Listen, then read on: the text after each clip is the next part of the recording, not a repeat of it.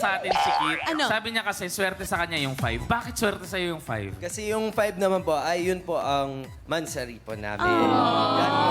Anong month anniversary nyo? June po, June 5 po. Opo. June 5. Nagpaplano na kayo. Ay, kamusta yung LDR nyo?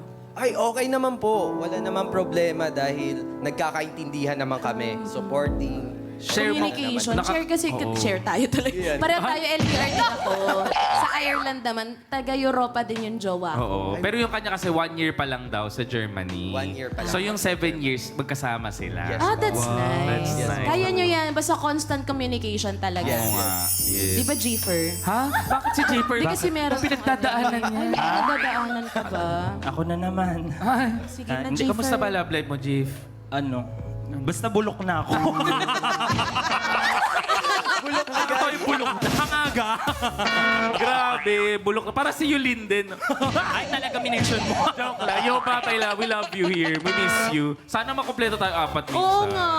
Siksikan dito nun. Miss Carla, baka naman. Baka na-miss ka. Apat kami. Pero 1, 2, 3, 4.